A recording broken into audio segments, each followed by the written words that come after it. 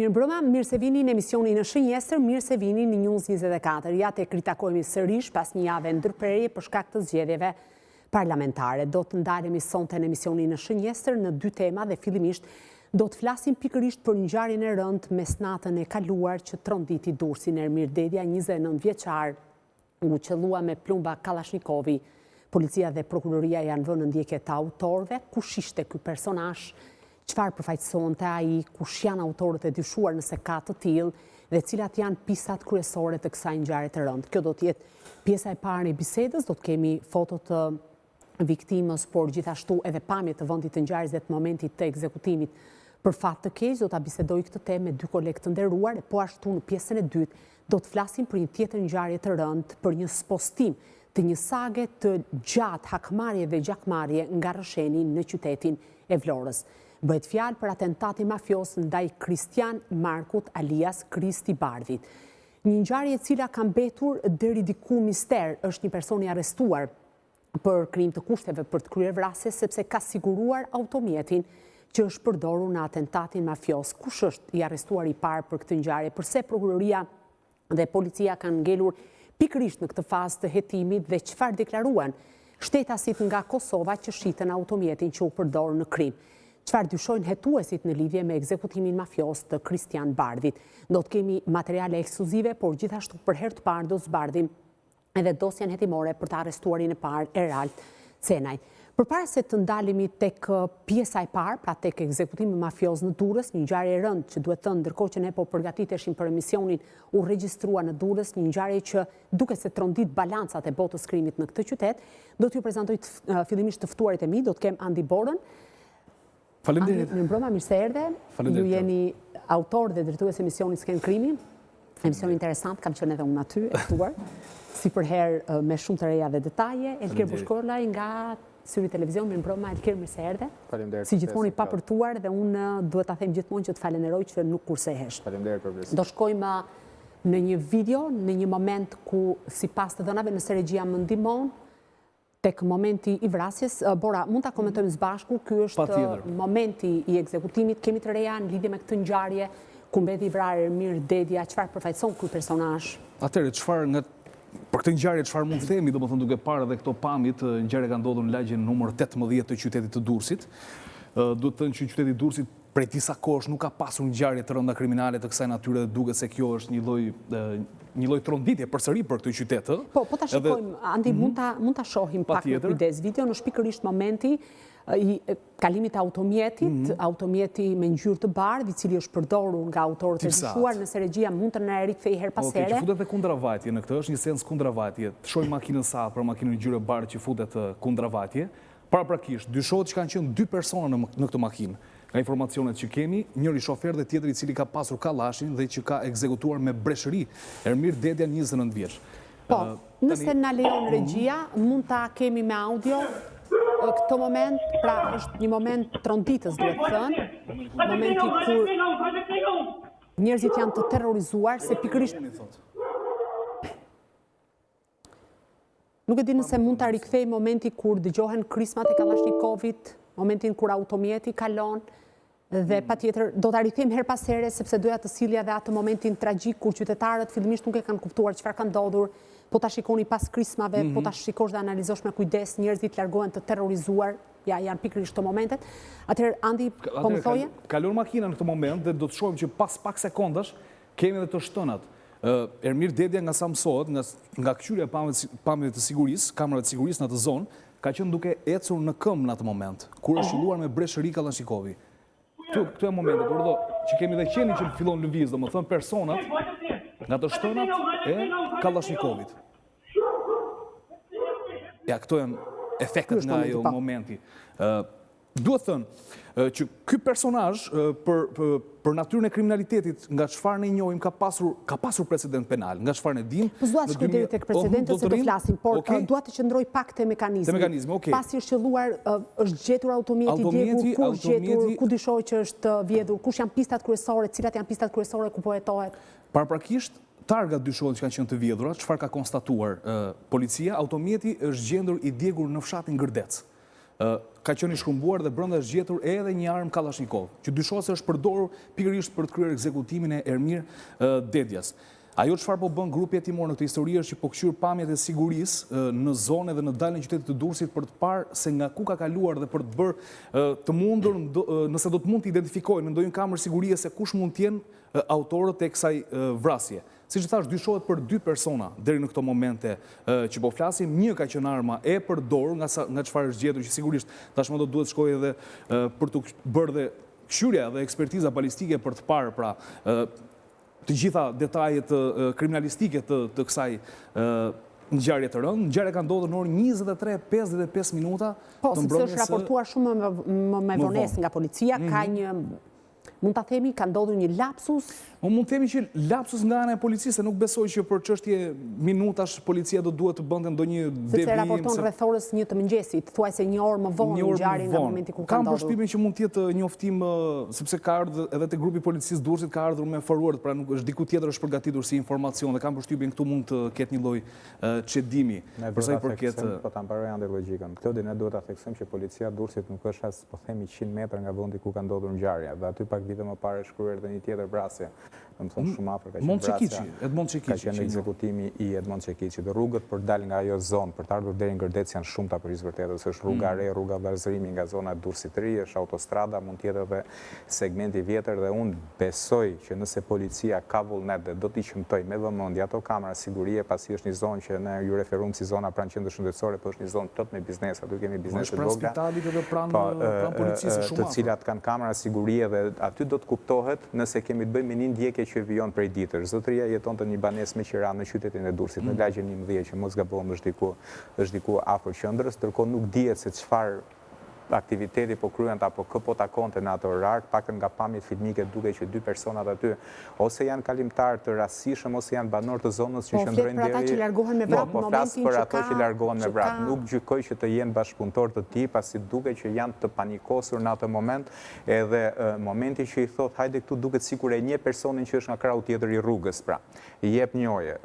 Dyshimet janë që mund ta kenë ndjekur prej kohësh dhe kanë gjetur në një moment që ka qenë i vetëm edhe i pambrojtur, se duhet kemi parasysh është një vrasje pas shpinet pak nga ato çfarë raportohet nga vendi ngjarjes dhe nga ato zona paraprake që kemi, çka do të thotë që nuk është se ky njeri ruhej apo priste që t'i ndodhte diçka një ngjarje e tillë. Zona ku po flasim mund ta ande e njohim mirë, është një zonë problematike për vërtetës, pavarësisht asaj afërsisë që ka me rajonin ose me drejtorinë e policisë Durrësit.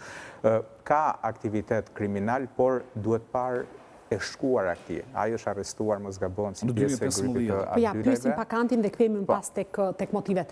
Bora, shkurtimisht nëse më thua cilat janë precedentët penal të këtij personi, pra të viktimës. Ermir Dedja dyshohet që ka lidhje me të fortët e Shijakut, ata që cilësohen grupi Avdylaj, që kemi parë në përgjimet e 2017, dosja 339. Dyshohet pra që ka lidhje në aktivitetin e tyre kriminal, nga çfarë Po në fakt rekordet flasin për shumë të vogla, pra bëhet fjalë për një episod për trafikim me narkotike, me persona që trafikonin në pikën e kalimit kufitar të Morinit sasi droge, dhe ka dhe një përkrahje të autorit krimit për një plagosje të ndodhur në Shijak. Këto 2 janë ato se çfarë policia ka mundur që këtë person t'i ngarkojë një vepër penale në gjithë aktivitetin e tij kriminal. Por a mundet na lindin e dyshime të tjera, sepse duhet kemi parasysh një gjë, kur kryhet një lloj tillë atentati apo ekzekutimi, këtu futen në loj para. Futet që te makina që ti do marrësh për ta përdorësh, do ta djegësh. Ajo makinë ka një kosto. Në 3.000 euro, do thotë që kjo histori ka para në mes, që mund të jenë pazare droge ose përfshirë atentate të mundshme kriminale, por që këto do duhet ta etoj deri në fund grupi hetimor për të përcaktuar se cilat ishin shkaqet që çuan një grup tjetër për të ekzekutuar Ermir Dedjan. Domethënë në këtë linjë jemi, por zyrtarisht policia këto 2 episode ka. Të tjera nuk ka. Unë kam dyshimet mia që të tjera mund të ketë, dhe shumë të tjera mund të ketë, domethënë një ekzekutim i tillë kërkon Qepetët e lakërorit hapen pasi personat ekzekutohen. Sekuestrimi, marrja aparatit telefonik që të zotërisë për të parë aktivitetin e tij nëse ka qenë jashtë kohët e fundit, pasi nga informacionet që kemi ka qenë disa kohë në Gjermani, pra ato mund ta plotësojnë pak a shumë puzzle-in se ku jemi në raport me motive. Bora e tha që njihet si lidhje e grupit kriminal Avdylaj, unë po shkoj pak më tej, njihet si lidhje direkte e Aldo Avdylajt, i shpadhur në kërkim ndërkombëtar, i dyshuar për atentate mafioze dhe ngjarje shumë të rënda me lidhje shumë të fuqishme në botën e krimit, e nisur nga këto të dhëna. Elkier, besoni që kjo vrasje ka lidhje me përplasje mes grupimeve kriminale, që sigurisht atë janë përfshirë në atentate, në çështje trafikut të drogës, aktivitete tjera të paligjshme? Klode Andi me drejta përmendi që kishte kohë që qarku i Durrësit ose dhe më saktë qyteti i Durrësit, që është një zonë e nxehtë e krimit në vend, nuk kishte vrasje ku të paktën të ishin të përfshirë personazhe me lidhje apo me kontakte me botën e krimit. Dhe unë normalisht logjika të çon që jemi në një situatë ose jemi përpara një piste ku fokusi kryesor do jetë aktiviteti i tij dhe lidhjet e bashkëpunëtorëve të tij, për të kuptuar nëse mund të ketë marrë pjesë në ngjarje kriminale si ndihmës, si bashkëpunëtor, qoftë në sigurimin e kushteve, apo dhe ka marrë pjesë edhe direkt në ngjarje të rënda kriminale. Unë nuk e kam informacionin më konkret dhe më të thelluar në raport me profilin e këtij personi, por fakti që ky personi ka qenë edhe jashtë vendit mund të jetë edhe kjo një tjetër pistë që mund ta ndihmojë policinë e shtetit për të kuptuar nëse ka konflikte të mbartura nga jashtë. Por pista kryesore dhe ajo qendrorja besoj që lidhet me personat me të cilët ka të bashkëpunuar. Më bën shumë përshtypje fakti që nëse kishte ngarkesa të tilla të lëvizte i lirë edhe i qetë në një zonë të tillë, pra se nuk është vrarë as në zonën e Currilave, ku kemi parë vrasje dhe para Velerës apo në zona të tjera të Durrësit. Kjo të çon në logjikën që përplasja. Ato që i konsiderojnë si zona të sigurta, me sa duket po konsiderohen ose po rezultojnë edhe dështim një farë mënyrë për këto eksponentë tjera, sepse shkojnë aty të pambrojtur me idenë që i kanë krahë të mbrojtur. Me idenë që janë në një zonë të mbrojtur apo në një zonë ku kanë kontaktet e tyre. Po thash, bota e krimit lëviz me ritme shumë më të shpejta dhe se sa policia e shtetit apo institucione që kanë për detyrë parandalimin e këtyre ngjarjeve. Por thash, në moment që do nis hetimi i kësaj ngjarje, unë besoj që pas saj do dalin emra që lidhen ose që janë me peshë në botën e krimit në Durrës. Unë dua që ta dëgjojmë edhe një herë, ta shohim video dhe të dëgjojmë edhe reagimet, nëse regjia do më ndihmoj, për të kuptuar që imagjinoni për një moment si kur kjo ngjarje të kishte ndodhur në një orar kur ajo zonë është e populluar, e ndjekim. Aty ka dhe një dyqan që 24 orësh, besoj Elkieri e di dhe aty ka gjithë një lëvizje. Regjia, nëse mundet me zë?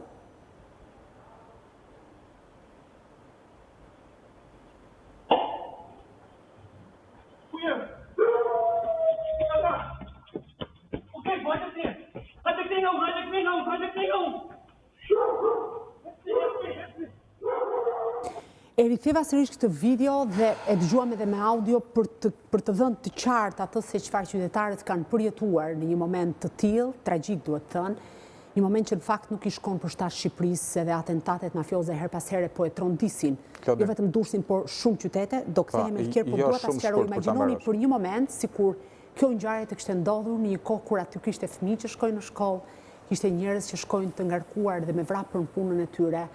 Domethënë, imagjinoni se sa traumatizuese është për ta, po Elkier? Do vje thjesht logjikën tënde. Në harkun kohor të një muaj, ky është viktima 5 dhe ne kemi 8 plagosur në ngjarje kriminale. Dhe përgjithsisht asnjë nga profilet e viktimave që kemi tani nuk është me rrezikshmëri apo me rekorde të rënda kriminale, pak nga ato informacione që kemi, duke nis nga vrasja në Lezhë, tek masakra në Laç, tek atentati me 4 plagosur në Lundër, deri tek ekzekutimi në Vlorë. Pra janë ngjarje jashtëzakonisht shumë të rënda në një kohë që vëmendja e institucioneve ligjzbatuese do duhet kishte qenë pak më e madhe, pasi përgjithsisht në periudha zgjedhësh dhe vetë instancat ligjzbatuese, shërbimi informativ kanë informacionin që persona me rrezikshmëri të lartë rikthehen në AD dhe mund të jenë ose objektivi i atentateve ose mund të marrin përsipër organizimin e atentatit. Por është një bilanc shumë i rëndë për një vend shumë të vogël dhe është krejt e drejtë ajo që përmendë për mënyrën se si po bëhen ekzekutimet në zona të banuara dhe në zona urbane.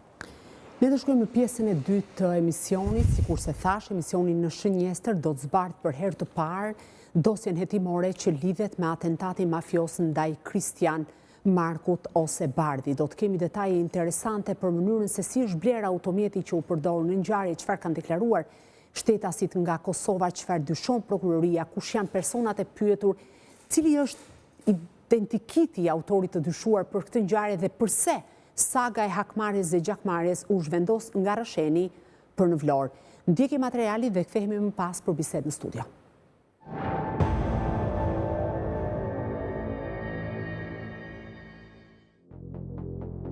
Kristian Marku ishte i fundit i ekzekutuar në listën e gjatë dhe të përgjakshme të hakmarrjes së lindur midis fiseve Reçi dhe Gjini.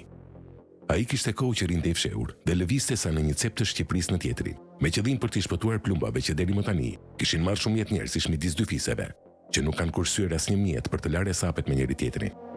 Po ku në aleancë me fisin Gjini ishte arrestuar edhe ai Bardi, të cilit Kristiani bënte pjesë. Derisa radha i erdhi edhe ati i vet. Atë mbrëmje të 13 janari 2025, ku teksa lëvizte drejt Vlorës, makina me të cilën u thonte era prej plumbave të shumtë që i morën jetën.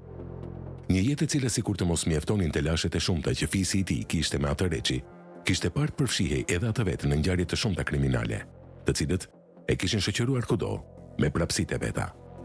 Por kush ishte Kristian Marku, alias Kristi Bardi? Cilat ishin problemet e tij me ligjin dhe si u qellua ai? Cilat janë gjetjet e grupit hetimor lidhur mbi makinën që u përdor në vrasjen e tij? Një automjet Volkswagen, që u gjeti djegur vetëm pak minuta pas krimit në fshatin Panajat të Vlorës. Targa e automjetit që i përkiste makinës së një efektivi policie.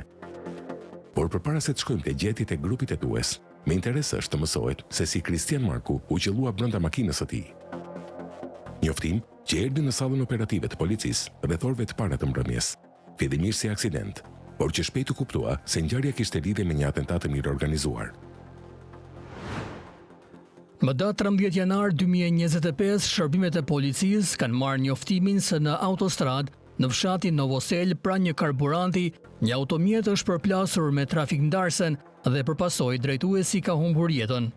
Nga verifikimet e para në terren, u arriti në përfundimin se automjeti aksidentuar tip Volkswagen Passat me ngjyrë të zezë, me targa AB 107 PN, ku u gjeti pa jetë Kristian Marku në vendin e shoferit, ishte në pronësi të shtetasit Flavio Sinanaj. Automjeti i cili, në momentin e mbërritjes së policisë në vend ngjarje, u gjete ende i ndezur. Por ajo që u zbulua më tej nga grupi hetues ishte se targat e automjetit përdorur nga autorët në ekzekutimin e Kristian Markut ishin vjedhur vetëm një ditë para ngjarjes, pikërisht më datë 12 janar 2025, dhe i përkisnin automjetit të një efektivi policie që i kishte raportuar të grabitura. Vetëm pak minuta pas ekzekutimit të shtetasit Kristian Marku, pranë fshatit Panaja, shërbimet e policisë konstatuan në një vend qëndrimi për automjete në autostrad, në afërsi të vendit të quajtur Kripa, një makinë tip Volkswagen të djegur plotësisht.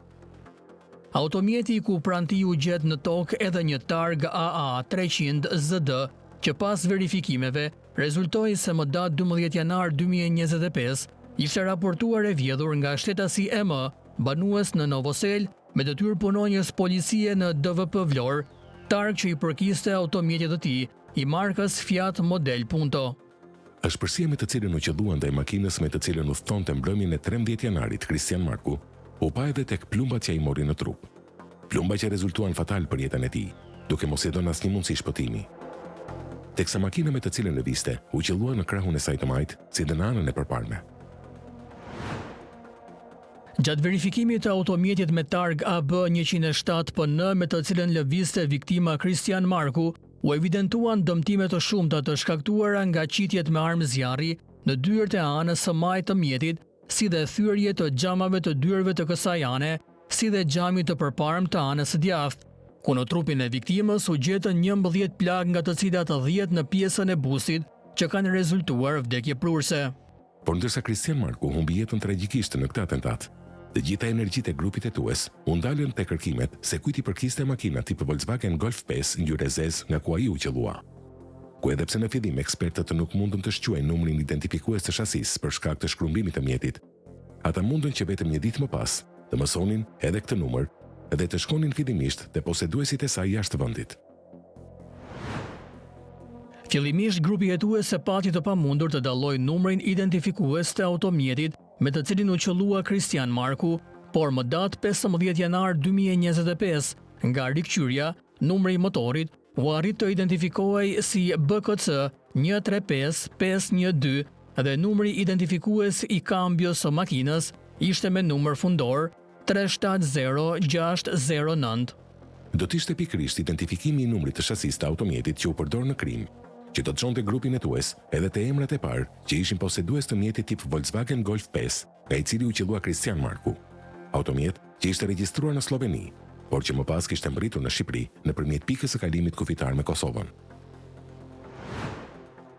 Sipas verifikimeve të bëra nga Interpol Tirana, automjeti që ka patur numër motori BKC 135-512 i përket automjetit me numër identifikues fundor VIN 6079, i cili është automjet Volkswagen Golf 5 ngjyrë zezë, viti prodhimit 2004, ku nga Interpol Ljubljana kam bërritur përgjigje se ky automjet me targa CE DB975 ishte në pronësi të shtetasit kosovar JB, rezident në Podujev, po kështu përdoruesi i këtij automjeti ka qenë dhe shtetasi EB, edhe ky lindur në Kosovë, rezident në qelje të Slovenisë. Identifikimi pronarëve të vërtetë të automjetit çoi grupin hetues edhe në kontaktimin e tyre, si të parët persona që kishin dijeni lidhur mbi rastin, por edhe mbi poseduesin e automjetit pas kalimit në Shqipëri.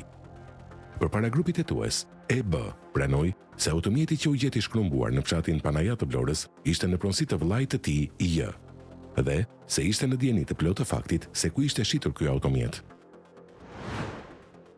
I pyetur lidhur mbi automjetin Volkswagen, EB pranoi se kjo makinë ka qenë në pronësi të vëllait të tij, por edhe se ku është shitur ky automjet. EB sqaron se aktiviteti i tij është blerja dhe shitja e automjeteve të përdorura, aktivitet të cilin ai e zhvillon në Sloveni, Kosovë dhe Shqipëri. Gjatë intervistimit të mëtejshëm, EB shpjegoi se makina e cila u përdor më pas në krim, ai e kishte blerë në muajin nëntor të vitit 2022 në qytetin e Mariborit në Sloveni, në një sallon automjetesh të përdorura për një shumë prej 1200 euro. Dhe pasi e kishte sjellë në Kosovë, pa u mbyllur viti 2022, ai e kishte shitur një shtetasi nga qyteti i Kuksit.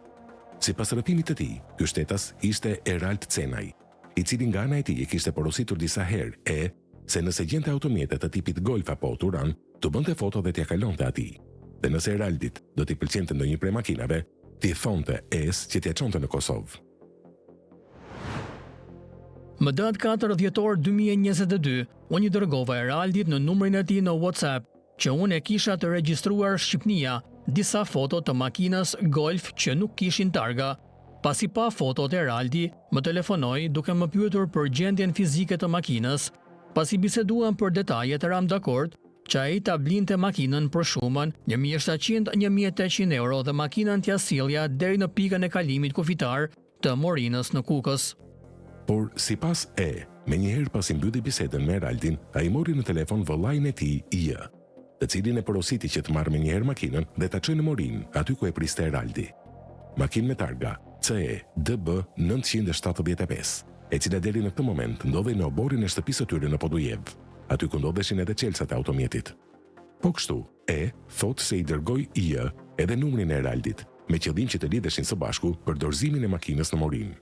Gjithçka deri në këtë moment ka funksionuar në mënyrë perfekte, pasi nga sa mësohet, takimi midis IJ dhe Eraldit është kryer dhe makina është dorëzuar sipas bisedës që kishte zhvilluar paraprakisht. Pasi bisedova me vëllain tim më pas mësova që ai makinën sipas porosisë që i lash e kishte dorëzuar te Eraldi, bashkë me makinën më tha se kishte marrë dhe paratë e shumës së shitjes, si dhe targat e makinës dhe lejen e qarkullimit. Vetëm 2 ditë pasi kishte dorëzuar kundrejt dakordësisë së rënë më herët makinën e Eraldit, thotë se vëllai i tij IJ i kishte sjellë nëpërmjet linjës së autobusëve Kosovë-Sloveni shumën e parave të shitjes së makinës, targat, si dhe lejen e qarkullimit. Por jo më larg se disa ditë, pasi Eraldi mori në dorëzim makinën Volkswagen Golf, thotë se ai e telefonoi dhe po i ankoi për defektet vazhdueshme të makinës. Ndërkohë që nga krau tjetër, pasi kishte marrë targat e automjetit, kishte bërë dorëzimin e tyre te autoritetet përkatëse dhe më pas kishte bërë shregjistrimin e tyre në Sloveni.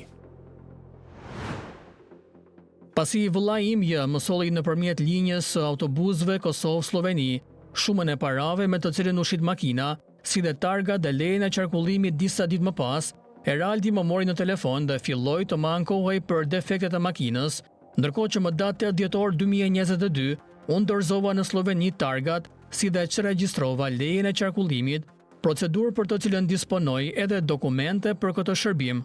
EB tha për grupin hetues se vetëm disa ditë pasi kishte çregjistruar në Sloveni lejen e vjetër të qarkullimit të automjetit tip Volkswagen Golf 5, ai ka dërguar anasjelltas këtë leje Eraldit, i cili ka ardhur deri në Kosovë për ta marrë personalisht. Gjë që ky fundit ja ka konfirmuar edhe në telefon. Por ajo që ndodh në vazhdim është se EB del se ja ka shitur makinën Volkswagen Golf 5 shtetasit Erald Cenaj nga Kuksi pa dokumente notariale. Ndërkohë që ai pranon se blerjen e kësaj makine në Sloveni, ashtu edhe çregjistrimin e saj, e ka bërë në emër të vëllait të tij, I. Unë me Erald Cenaj jam njohur që në vitin 2021, periudha kur ai ka vizituar faqen ku unë ekspozoj makinat. Unë gjithmonë automjetet e Eraldit në të gjithë bashkëpunimin tonë ja kam shitur në këtë mënyrë, pa akte notariale. Për makinat që I kam shitur unë disponoj edhe fotot, si edhe bisedën që kam bërë me Eraldin në WhatsApp. Një tjetër person që u pyet në lidhje me automjetin tip Volkswagen Golf 5 që u përdor në ekzekutimin e Kristian Markut në fillimin e muajit janar të vitit 2025, ishte edhe vetë I.B., I cili I qëndroi thënieve të vëllait të tij dhe pranoi se makinën ja dorëzoi në pikën kufitare të Morinës në Kukës shtetasit Erald Cenaj, me të cilin kishte komunikuar në aplikacionin Viber dhe nga I njëjti kishte marrë edhe shumën prej 1.800 euro për automjetin që I kishte dorëzuar. Por dëshmia më interesante që mund të hidhte sadopak dritë mbi faktin se si automjeti përfundoi në duart e atentatorëve, ishte vetë intervistimi nga grupi hetues I shtetasit Erald Cenaj. Ai që mori automjetin Volkswagen Golf 5 në Morinë dhe e futi në territorin shqiptar.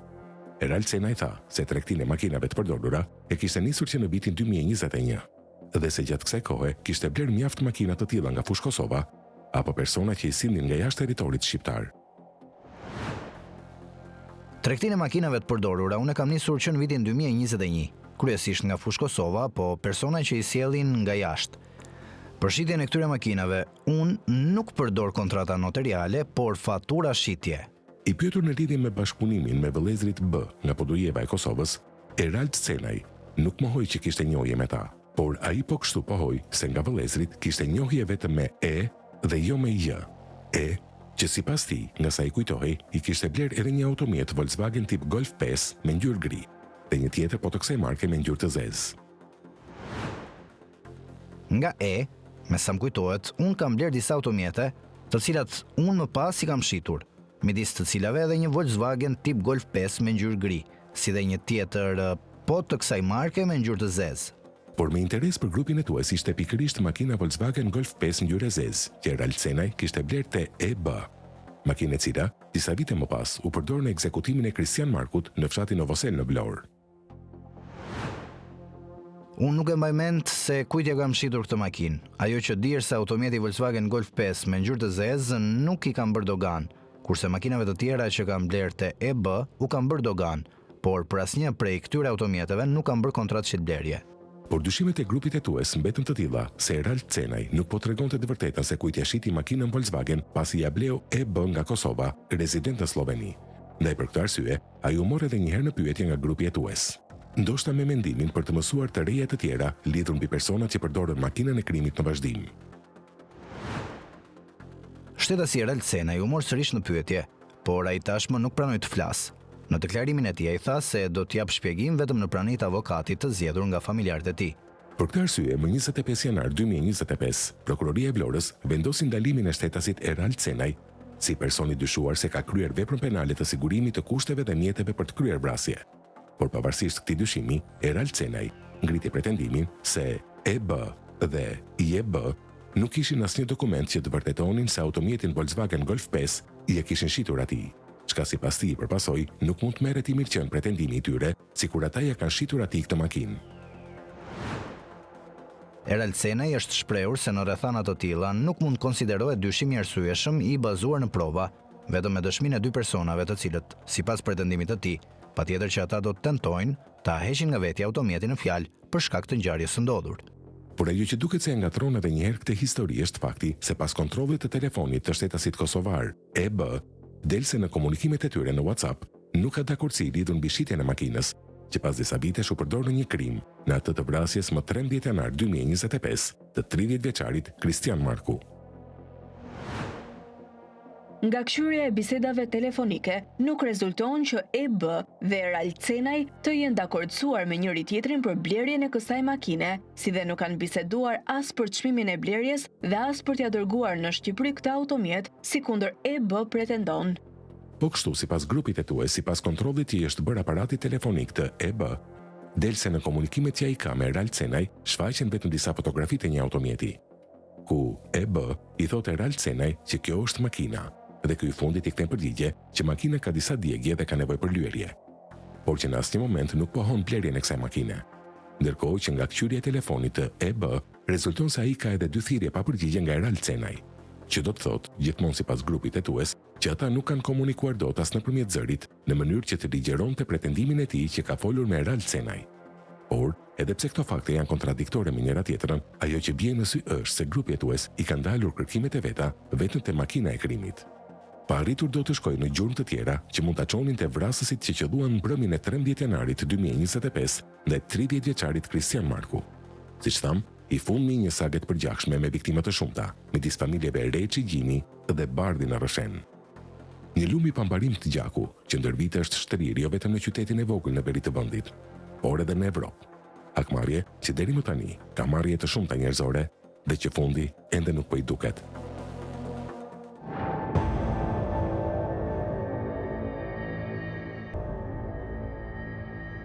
Jemi rikthyer në pjesën e dytë të emisionit Në Shënjestër, sikurse dëgjuat materialin e përgatitur nga stafi i emisionit, bëhet fjalë për detaje ekskluzive që kanë të bëjnë me atentatin mafios ndaj Kristian Markut ose Kristi Bardhit.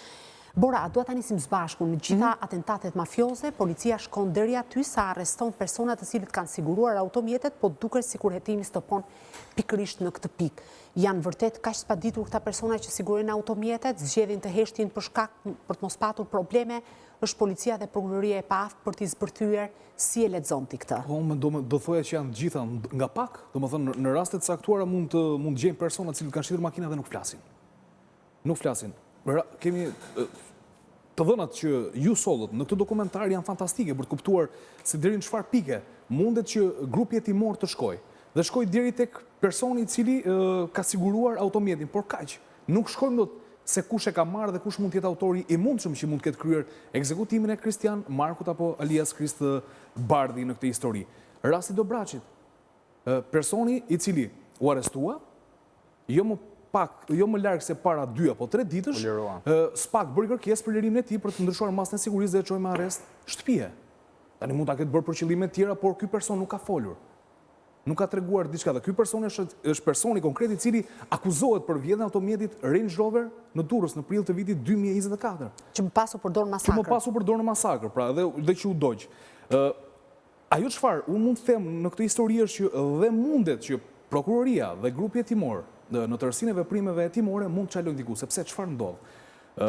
Ndonjëherë ne mund ta dimë se kush mund të jetë personi i cili mund të ketë kryer ekzekutimin sepse vjen si val edhe një si sag akmari që ti e di se kush me kë po përplaset. Por këtu mungon bashkëpunimi familjarëve. Familjarët janë shumë larg nga drejtësia. Kërkojnë të zgjidhin çdo gjë mes palëve, do shkojnë në vrasje. Nëse do kishte një bashkëpunim nga ana e familjarëve të përfshirë në konflikte të kësaj natyre të cilat prodhojnë viktima të një pasnjëshme çdo vit nga 2 apo nga 3 në vit, siç kemi parë në vitet e kaluara. Për është një sagë gjatë, hakmari mes disa fiseve në Rrëshen, ekspostuar në qytetin e Vlorës, ku Kristian Marku po udhtonte me një automjet marrë me qira, që sigurisht edhe aty mund të ketë diçka, po dua të ndalim para se shkoj te saga, se mund ta flas dhe Elkiri për shkak se është nga zona andej. Erald Cenaj është i dyshuari i parë për këtë ngjarje, i arrestuar, nuk ka folur deri tani. Mendoni dhe dyshoni ju vetë që ai mund të ketë informacion që mund të orientojë hetuesit për të shkuar tek autorët, urdhëruesit, ekzekutorët? Patjetër që unë mendoj, sepse dëshmitë e tij shkojnë kontradiktor. Në një moment ai thotë që shikon nuk flas më pa praninë e avokatëve. Diçka fillon çedon në këtë histori, nuk mban herë të mirë historia dhe deklarimet që ai ka dhënë. Kërkon të flasin praninë e avokatëve, thotë që shikoj ju nuk e vërtetoni dot që unë mund të kem, sepse nuk kam një kontratë shitblerje me vëllezërit nga Podujeva, e të tjera detaje më radhë cilat u dhanë në dokumentar. Unë mendoj që ky person mund të ketë informacion se kush është personi i cili ka marrë automjetin në këtë histori. Dhe kjo mund të hapte një dritë të re, një shtek të ri të hetimeve? Patjetër. Po pikërisht ndoshta këta persona për këtë arsye nuk flasin, ose në raste të caktuara mund ta dinë dhe kanë frikë të flasin sepse do ekspozojnë dikë që vret. Dhe janë komplet të rrezikuar, se nuk besoj që këta persona dikush i merr në mbrojtje pastaj. Kur ju thatë pak më herët që familjarët e din, ju besoni vërtet që familjarët e Kristian Markut ose Bardhit kanë informacion për autorët e dyshuar, për konflikte që ata kanë thjesht zgjedhjen të mos bashkëpunojnë? Unë kam bindje këtë. E kam bindje sepse Nisu nga çfarë? Nga saga e Akmares dhe mënyra se si janë kryer ekzekutimet në Roshen që përfunduan deri në Vlorë me Kristian Marku në këtë histori. Ata din kush, nga ku vjen, dhe mund ta din edhe kush janë personat të cilët mundet të kenë kryer ekzekutimin. Shiko, në këtë histori, nëse do të kujtojmë vrasjen e Kastriot të Reçit disa muaj më parë, policia kishte informacione konkrete. I kishte në dorë, shiko se kemi informacione që po përgatiten për të vrarë Kastriot të Reçin dhe një person tjetër. Me qënë se sollën vëmendje ka qenë dokumentat të ekspozuara ekskluzivisht në Shënjestër, për herë të parë atentati ndoshta më i sofistikuar i ndodhur në Veri, sepse u vra me snajper në distancë. Kam qenë vetë konkretisht atë gjëra edhe për ta parë mënyra se si është organizuar ajo lloj vrasje. Dhe policia e di. Vetë personat e din, kur e di dhe policia, ti që je pjesë e kësaj vale akmarrje, edhe këti asmi e kam, domethënë e kam bindje të plot, por zgjedhin të mos bashkëpunojnë. Ja, nuk është fiksa shumë, ande. Zgjedhin të mos bashkëpunojnë. Po, Elker, se duhet ta shohim dhe me sy tuaj, pra dhe në anën tjetër të medaljes. Pak me sytë e mi. Ti Klod zgjedhjet e fundit i mbulove në Fier. Jo rastisht besoj që jetë që në Fier, se mund t'i shequ edhe në Përmet, mund t'i shequ edhe në një zonë tjetër të Konsideroj si një zonë relativisht e nxehtë. Në moment që ne që jemi gazetarë për të bulu një fushat zgjedhore, hartojmë një strategji kush janë zonat më problematike, zonat më me risk lartë për krim të organizuar, zonat më me risk lartë për trafik kokaine. Si ka mundësi i policia shtetit nuk i bën ose paktën ne nuk kemi informacion që i bën të analiza, se me drejt theti që familjarët nuk bashkëpunojnë, po ne duhet kemi parasysh që ndikimi grupeve kriminale në zonë, në policinë e shtetit ka qenë ndër më të lartët në rang vendi. Ne besoj lexuam dosjet e Skajt, nuk besoj që mund pash diku tjetër që drejtori i qarkut kishte parcela me përqindje kanabisi, që shefi i krimeve përveç se ishte pjesë e lojrave të fatit kishte edhe ai pjesë parcelave me kanabis. Po thonë që lidhet me inkriminimin. Unë absolutisht Klodi që unë kam përmendur edhe herë tjetër në këtë studio që e lidh me këtë pjesën e inkriminimit, ndërsa sa i përket tani si mundet që të bashkëpunojnë, a do duhet bashkëpunojnë pa tjetër, edhe unë do kisha dashur që ato njerëz t'i kisha parë më mirë në burg, një numër kaq të madh. Familjarët nuk flasin për shkak të dekonspirimit apo frikës që mund të konspirohen. Nuk kanë besim tek autoritetet ligjzbatuese dhe unë ndjej keqardhje shumë të madhe sepse institucionet ligjzbatuese nga Tirana, zonat të caktuara të vendit nuk i shohin me vëmendje të shtuar. Por bie deri diku dakord edhe me Borën kur thotë që ata e dinë dhe mendojnë që duan ndonjëherë edhe të hakmerren, ëh? Kemi parasysh jemi duke folur për ngjarje kriminale ku vrasjet nuk bëhen më si para viteve 2000 që ishin vetë personat e përfshirë në këtë hasmëri që kryenin vrasjet, por përgjithsisht pajtojnë grupe kriminale të mirë paguara për të kryer këto vrasje. Dhe kjo e vështirëson njerëzakonisht shumë edhe hetimin e policisë, por edhe bindjen e familjarëve për të shkuar tek personi konkret. Por nëse ndalemi, nëse dini kush ishte snajperisti që dyshohet që mund të ishte prek Kodra kanë përshtypjen, që është edhe personi i cili mori pjesë në atentat. Ka patur shumë të dyshuar edhe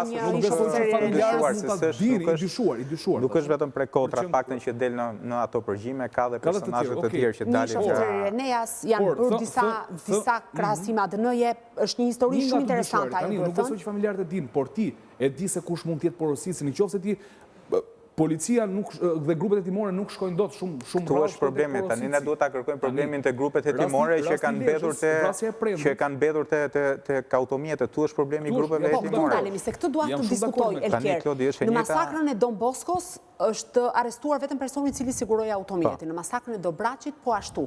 Në këtë ngjarje po ashtu, kemi dhe plot ngjarje të tjera. Ngjarjen e Vlorës po ashtu që u vra tek. Pra, të gjitha shkojnë vetëm deri tek automjeti, pra është djali edhe në ngjarjen e Renato Hoxhaj që ne kemi thënë, autori dyshuar është shtetas rumun, i shpallur në kërkim ndërkombëtar, por nga ana tjetër i arrestuar dhe i dyshuar i vetëm këtu në Shqipëri është djali i ish deputeti. Pra, pse mbetet deri në këtë pikë policia dhe prokuroria? Kjo është një pyetje që këta personazhe lirohen më pas. Ti Klode ke nisë emision, po themi paktën 2021 dhe sa herë ka marrë në këtë panel, unë kur nuk e kam pas mundësinë që të kem përballë një drejtues të lartë policisë shtetit. U bë kohë që llogaridhënia. Sepse refuzojnë.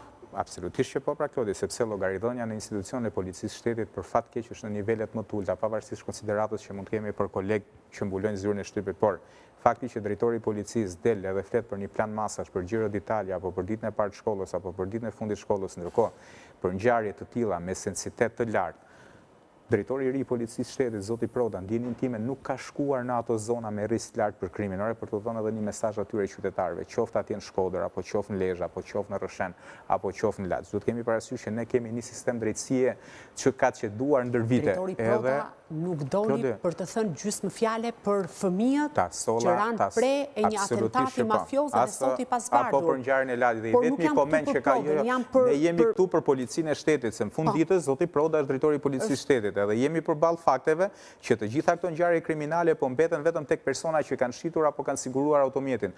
Nuk po shkohet më tej. Tani ku është tu futet lojë edhe prokuroria, ku futet lojë edhe Spaku, që për grupe të caktuara, për individ të caktuara, apo për grupe të strukturuara kriminale që operojnë në zona të ndryshme të vendit, janë dosje që të gjitha do duhet i kalojnë Spakut. Prokurita rreth, ku më kam thënë edhe herë tjetër, kanë dështuar dhe nuk i kanë më, besim, perceptimin tim, nuk i kanë më kapacitetet profesionale për t'i menaxhuar disa zona. Dhe prandaj këtu futet në lojë Spaku. Tani Spaka do merret para me ato dosje që vijnë nga ndërkombëtare, do merret para me dosjet e korrupsionit. Prioritetet do duhet i ndajnë, por ne jemi përballë faktit që mosbardhja e këtyre ngjarjeve kriminale, pra mos dokumentimi i plot, pasohet me ato fenomenin tjetër që është fenomeni i gjakmarrjes dhe që ne të tre këtu e njohim shumë mirë. Edhe kemi shkuar dhe banesë. Çfarë do bëjë në Rrëshen policia se unë, domethënë, nuk mund të mjaftojmë dhe bie në logjikën e nuk është problem vetëm policia, pra është problemi i mungesës vëmendjes nga Tirana, se ne duhet kemi parasysh Klodi që kur ka ndodhur vrasja ne kemi pasur një ministër të brendshëm nga Mirdita, që normalisht besoj e ka njohur shumë mirë se cili është realiteti në atë vend. Edhe sot ministri i brendshëm është pjesë e strukturave të policisë shtetit. Dhe unë kam bindjen e plotë që nëse do kishte pas vullnetin për të luftuar krimin, sigur kishte vullnetin për të mbledhur vota dhe ky vend ishte pak më mirë, se jo më koti përmonda ato shifrat në pjesën e parë të emisionit, për 5 të vdekur dhe 8 plagosur dhe asnjëri nga këto emra hapin ti shikojmë emrat një për një, asnjëri nuk është me precedent të rënd kriminal nga ato persona që ne jemi raportuar që vritën në për atentate. Por mos folur për njerëzit e pafajshëm si ajo gruaja në Laç që shiste qirin rrugës së Kishës. Unë për këtë po them, pra për policinë e shtetit dhe për prokurorinë. Për këtë kam unë, i kemi lënë institucionet ligjzbatuese që të bjerën. Na mungon llogaridhënia, nuk mbaj mend konferencë, vetmja konferencë ishte për i pyeti kolegu jon Fation Gjinajn për çështën e Vorrës. Për përplasjen që kishte në Vorë, ku ishte policia e shtetit në raport me këto ngjarje ose me këto incidente që për fat keq mund të prodhonin.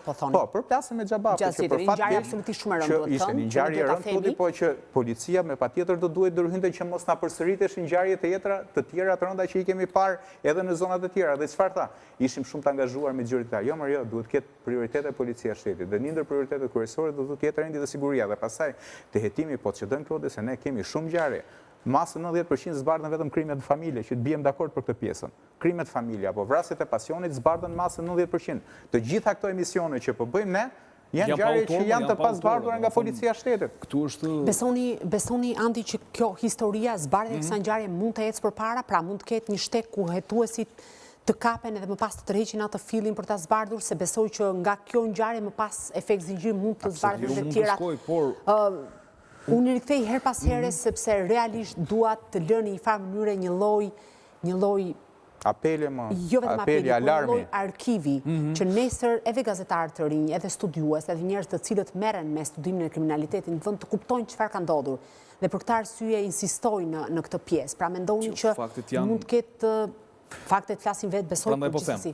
Kështu që faktet janë aty për këtë histori, por në rast se do të zbardhej vrasja e Kristian Markut apo Krist Bardhit, unë mendoj që do shkonim shumë larg me zbardhjen e këtij zinxhiri hakmarrje të gjatë që ka pasur qyteti i Rrëshenit, që po themi daton dhe që vitin 1995, por i shuar dhe i rifilluar në vitin 2016 me vrasjen e Sajmir Jakut dhe me përplasje tjera në 2017 në Itali, por që do kemi mundësi ndoshta edhe ti përmendim si emra. Por në rast se neve si institucioni i cili merret me hetimin prokurori dhe grupet timore, policie dhe tjera institucione ligjzbatuese në vendin ton, ngelim vetëm deri momentin që gjendet vetëm kush ka vjedhur apo ka shitur makinën, për mua kjo gjë nuk shkon më tej. Nëse persona të tillë që shkojnë përpara drejtësisë nuk zbërthehen nga ana e grupit të timor dhe tregojnë detaje të vlefshme për ta çuar më tej hetimin, un kam përshtypjen që do të ngelen aty në arkiv për vite dhe vite me radhë, dhe dosjet do të zënë pluhur, sepse janë vrasje me radhë. Po ti numërojnë, domethënë, vrasjet që kanë ndodhur do të jenë 10 viktima, kam përshtypjen në Rrëshen, brenda një arku kohor prej 9 apo 10 vitesh. Dhe asnjëra prej tyre me autor. Tani çfarë do të thotë kjo? Do thotë që neve na çalon puna këtu. Elkeri bëri një përmbledhje shumë të mirë dhe një analizë shumë të fortë të situatës ku ndodhen sot zonat të caktuara të Shqipërisë, të cilat janë të lëna mbasdore. Ndoshta unë do të ngrija një shqetësim këtu për sa i përket qyteteve të vogla, dhe ne jemi të rrësheni. Tani çfarë mundet të bëjë një policë? Këtu vrasja të ndodh para komisariatit. Dhe këtu vrasja në Durrës të ndodh 100 metra larg drejtorisë vendore të policisë së Durrës. Në Laç e njëjta gjë. Në Laç e njëjta gjë. Domethënë, do të thotë që po Shqipëri kaq të vogël, neve me një aksion dhe me një plan masa shumë të mira dhe duke zhvendosur vëmendjen nga Tirana, se ne po kemi vëmendjen këtu, po kemi 3-4 vrasje të këtij viti pas bardhë në Tiranë, dhe kjo është edhe më të mërshme. Vrasjet cilat ndodhen kryeqytetet ose atentati në Lundër që është ende i pasbardhë. Atentati në Lundër, sepse mund të kishte prodhuar 4 viktima. Po fati madh, deshi Zoti që shkuan atë histori. Tani çfarë dua të them? Unë dua të them këtë që në një qytet si Rrësheni çfarë do mund të ndodhi kur policë të asaj zone përfshihen. Nuk është problemi vetëm Rrësheni, se duhet ta shoh, se unë e shoh edhe në rang qarku. Sot që flasim për mua, Lezhë është qarku më problematik Shqipëri për shkak se janë të paktën 6 hasmëri të hapura për të cilat nuk ka veprime nga organet legjizlatuese. Unë për kova që të shkoj edhe për gjatë periudhës fushatës kuptohet edhe si gazetar dhe realisht situata ishte jashtëzakonisht shumë e tensionuar dhe persona me rrezikshmëri të lartë nga jashtë vendit që rikthehen për të kontribuar për një X parti apo për një X kandidat e galvanizon më shumë si situatën. Por, është një qark që kërkon vëmendje maksimale nga Tirana, pra nuk i kanë strukturat, pavarësisht që mund të ketë vullnet një drejtues policie apo një prokuror i caktuar, nëse kjo nuk ka një koordinim të qartë mes Ministrisë Brendshme, Policisë Shtetit, Prokurisë edhe SPAK-ut, që në ato zona që janë me risk, disa zona janë me risk për trafikun e kokainës, nuk është Rrëshenje aktualisht me risk për trafikun e kokainës. Disa zona po themi janë është për historitë e hakmarrjes, kjo por dëgjoj se ne duhet kemi parasysh se unë i gjej shpesh to që flasin për statistika, kur flasin për numrin e vrasjeve. Ne jemi duke folur për 7 ose 8 vrarë me një qytet që sot që flasim ka rreth 25.000 banor. Në Shkodër ka një numër shumë të madh banorësh, pra dhe është një bilans shumë tragjik dhe janë njerëz që ndër të tjera kanë edhe lidhje fare fisnore të afërta apo të largëta me njëri tjetrin që e rëndon më shumë. Por ajo çfarë mua më vret është fakti sepse shihet gjithmonë me diskriminim kjo pjesë e vendit. Nuk e kam sepse po të qohen më shumë apo po punohet. Se njëtën fat ka pas edhe Elbasani, që është një qytet që po nuk është zgjidhje kjo, nuk është zgjidhje, se të njëjtin masakër ka pas edhe Elbasani, po ne duhet kemi parasysh, nëse ne shohim emrat e viktimave në të historinë e Mirditës, aty e kupto që nuk janë emra individual apo të një familje. Një familje mund të ketë 2 deri në 3 viktima. Edhe kjo bën edhe më tragjik rastin, dhe kjo bën edhe më emergjent ndërhyrjen. Nëse më thua shkurtimisht, se po shkoj drejt fundit, si ka nisur përplasja mes dy fiseve? Bardhi ose Marku, se janë me 2 mbiemra dhe Reqi, sepse këtu fillon më pas është degëzimi Req përplasja me Gjinët, aty është një histori e tmerrshme, një kalvar i tmerrshëm, po pikërisht pse nisi kjo përplasje mes tyre? Ne duhet kemi parasysh që ngjarja e vjetër ka ndodhur rreth viteve 1994-95, kur është vrarë i Reqi, nga një pjesëtar i fisit Bardhi, siç u fol aso kohë, madje ka qenë edhe pjesë e strukturave të rendit. Më pas, zinxhiri i vrasjeve në Rrëshen nisi pas vitit 2016, ku shënuan disa vrasje që ndërthuren disa fise. Një ishte me vrasjen një zyrtari, ish drejtori të OST-s, mos gabohem, pastaj vrasjet vijuan në Itali, kur u vrani nga Lojzit Reqi, u ekzekutua në mes të qytetit Kasirot Reqi, pastaj patëm vrasjen e Armando Gjinit, patëm vrasjen e Martin Bardhit, patëm një atentat shumë të rëndë me tritoj. Duhet thënë, Martin Bardhi është xhexhai, Martin Bardhi është xhexhai, Kristian Bardhi, pastaj ka patur dhe një atentat tjetër ka shqip pjesëtarëve të familjes Reqit, mos gabon sa i mirë dhe besoj që edhe këtu policia kanë përshtypjen ose prokuroria po përpiqen që të fokusojnë punën. Është një histori e gjatë hakmarrjes, se ne tham fakt Vlora, po nuk është vetëm Vlora, zinxhiri i vrasjeve është thrirë për te Rrësheni deri në vendet e Bashkimit Evropian, në Itali, në Belgjik dhe në të gjithë histori, institucionet legjizlatuese nuk mund ta them që janë bërë palë, se nuk guxoj që ta them që janë bërë palë, por institucionet legjizlatuese kanë qenë totalisht inekzistente dhe është rasti më tipik i një platforme më të dëmshme që ka pas Shqipëria në paktën 30 vite hëngshin kokat e njëri tjetrit. Andi Bora, e mbyllim së bashku. Nëse këto ngjarje bashkohen në një të vetme, mundet prokuroria e posaçme të zbulojë një grup kriminal, të hedhë dritë mbi ta dhe të marrë përfundimisht fund historia hakmarrjes, gjakmarrjes, përplasjeve, viktimave të fajshme të pafajshme një herë azi. Kam përshtypjen po, të trene këtu, sonte, po të rinë, deri në orë të mëngjesit e zbarin të çfarë ka ndodhur. Mjafton që na vjen ca detaje në dispozicion. Dhe e bëm ne të tre këtu të gjithë lidhjen. Jo me grupe jetimor apo persona të cilët janë në rreshen të ngarkuar me përgjegjësi ligjore për të mbikëqyrur rendin dhe sigurinë atje dhe që i njohin shumë mirë se çfarë ka ndodhur. Mund të zbulohet se ne mund kemi rastin e Elson Reçit.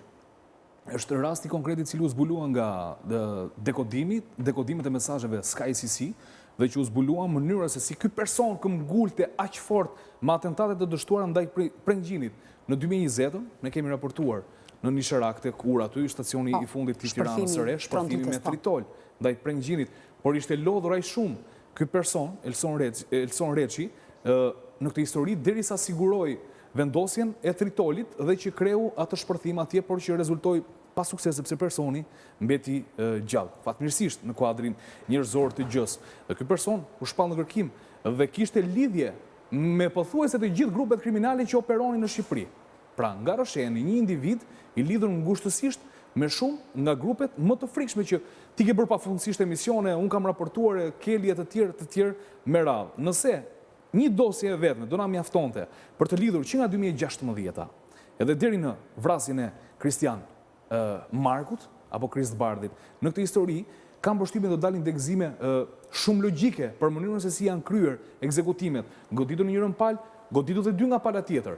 Riktheu dy goditje këte, një këte domethënë shkon një pemë hakmarrje e cila i ka shumë të qarta mënyra se si është kryer. Ne po them ne e dim ne këtu, por do duhet ta provoj policia, do duhet të shkoj përtej makinës. Kush e vuri në dispozicion makinën? Të shkoj edhe tek makina që mori me qera, që e mori për 2 ditë dhe më pas e shtyu afatin, që shkoj me këtë makinë në rreshen dhe mund të jetë tradhtuar edhe nga brenda llojit. Pra janë shumë detaje të cilat mbeten të pasqaruara në një farë. Telefonat aty i kanë, viktimës i është sekuestruar telefoni, do duhen parë biseda telefonike. Kamerat e sigurisë në ku ka ardhur, le të ndiqet një zinxhir, grupi jetimor e di se si kryet një jetim, nuk do t'ja mësojmë me këtu tani, apo t'japim metoda se si do të kryet. Mjafto që të ketë vullnet, ne thjesht po përpiqemi që t'i vëmë në presion. Pra thash, do më thënë, po t'na vendosin absolutisht presion pozitiv këto dhe nuk ke, ne jemi raportues. Policia të reagojë. Vetëm gjë që po kërkojmë është rezultate, kjo është ideja. Që emisionin tjetër që të paktën të mos bëjmë më emisione vetëm për vrasje. U bë kohë që ti nuk po bën një emision për dokumentimin e plot të një dosje, e cila është finalizuar me dokumentim ngjarjesh dhe me arrestim të personash të përfshirë. Janë pothuajse të gjitha ngjarje të pasbardhura. Të presim ca dekriptime të tjera mesazhesh nga Encrochat, se s'kan ardhur të gjitha nga Sky CC dhe ndoshta me shpresë të madhe edhe në i penduar. Falemderit shumë Andi Bora për gjithë kontributin, drejtor dhe autori emisionit Sken Krimi. Falemderit Elker Bushkolla, të nderuar teleshikues, ky ishte emisioni Në Shënjestër për këtë mbrëmje, përpara se t'ju them natën e mirë, unë do t'ju lënë shoqërinë e një materiali që ka të bëj pikërisht me mënyrën ose se si nisën konfliktet mes familjes Reçi dhe familjes Marku ose Bardhi, për të kuptuar edhe të gjithë panoramën e asaj që policia dhe prokuroria po përpiqet të zbardhë dhe të hedhë dritë jo vetëm mbi këtë ngjarje të rëndë, por edhe mbi të tjera për të çuar përpara drejtësisë autorët e dyshuar, që urojmë në fakt të ndodh. Ju lën shoqërinë e këtij materiali, bashkë shihemi të martën e ardhshme në orën 19:30. Deri atëherë, natën e mirë.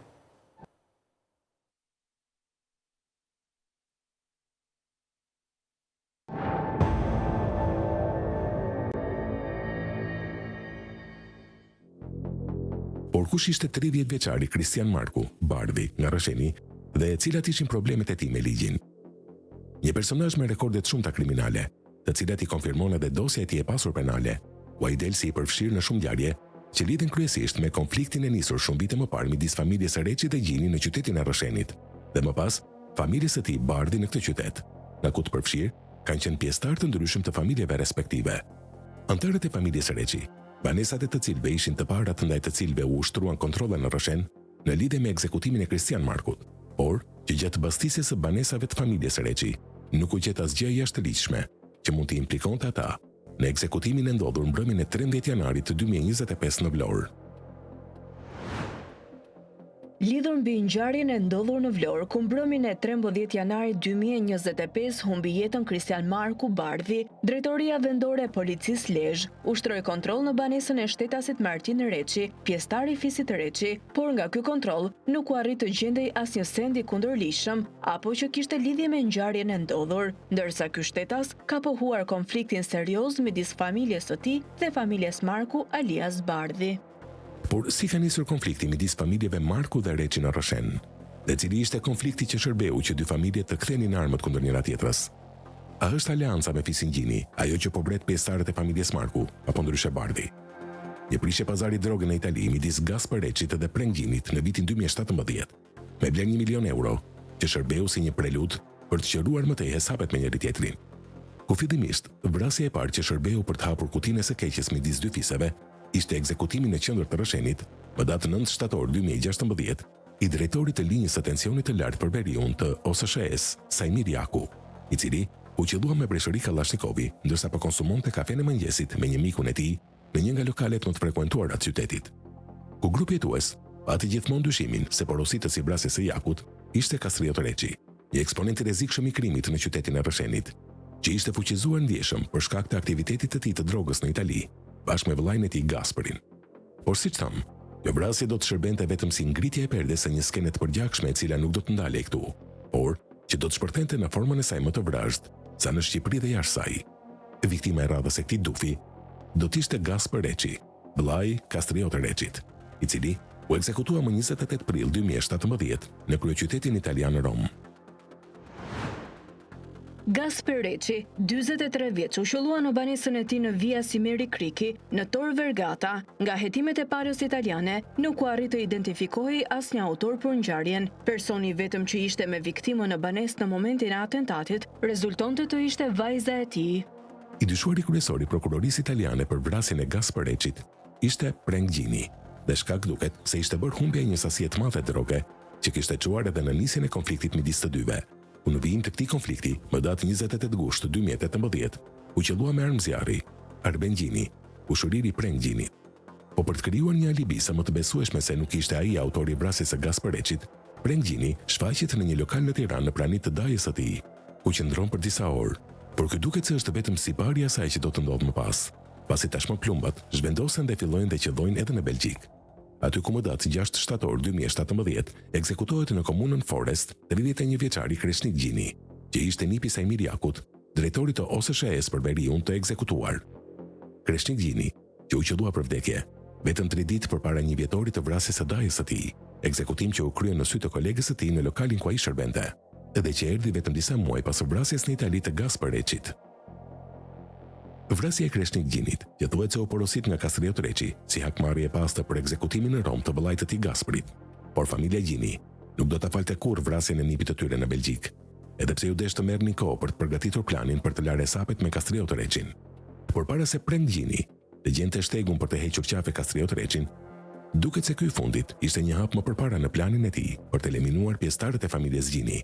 Viktima e radhës do të ishte Armando Gjini, që mbante edhe emrin Tonin, vëllai Prenk Gjinit, i cili u ekzekutua në qytetin e Rrëshenit më 12 gusht 2019, pasi më herët i kishte shpëtuar një atentati me tritol të vendosur poshtë makinës së tij, por që e kishte pikasur në kohë.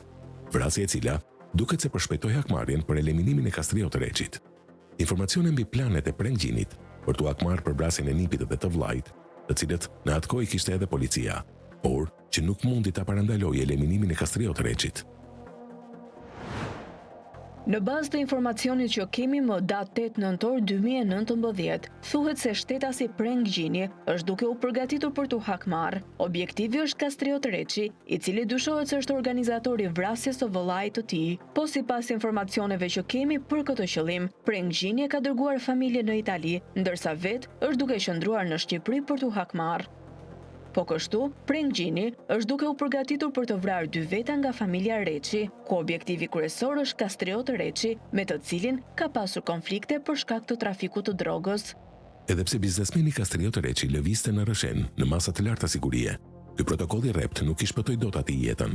Pasi më datë 7 janar 2020, ai u qellua në qendër të qytetit, vetëm pak sekonda pasi kishte zbritur nga makina e tij, me një plumb në kraharor, nga një armë sniper e vendosur në lartësinë e një pallati, në një snajperist, i cili u largua me një paruke në kokë i veshur me fustan, që pavarësisht aludimeve të para se ishte një qitës i huaj apo ish ushtarak, rezultoi nga bisedat e zbërthyera në Sky SC se ishte prek kodra, i njëjti që disa kohë më pas u kontaktua edhe nga bandat e Suelçelës për qelluar po me snajper rivalin e tij Ardian Çapja në vilën e tij në Kodër Kras në Elbasan, por që ndryshe nga saktësia që tregojnë në ekzekutimin e Kastriot Reçit, në rastin e Ardian Çapjes, vetëm sa mundi ta plagosë rënd. Por pa u mbyllur viti 2020, një tjetër ngjarje kriminale tronditi këtë herë Fisin Gjini. Ajo e vrasi së 51 vjeçarit Anton Keli, ushërim me preng dhe Armando Gjinin. Keli, i cili u qellua teksa po zbriste shkallët e pallatit ku banonte. Ngjarje kriminale e cila në fakt pasonte atë të atentatit me eksploziv në urën e Selitës në Tiranë ndaj preng Gjinit. Makina e të cilit shpërtheu ndërsa po kalonte mbi urë, duke tronditur të gjithë të pranishmit me brutalitetin e saj. Preng Gjini, që mbeti i plagosur rënd në këtë atentat.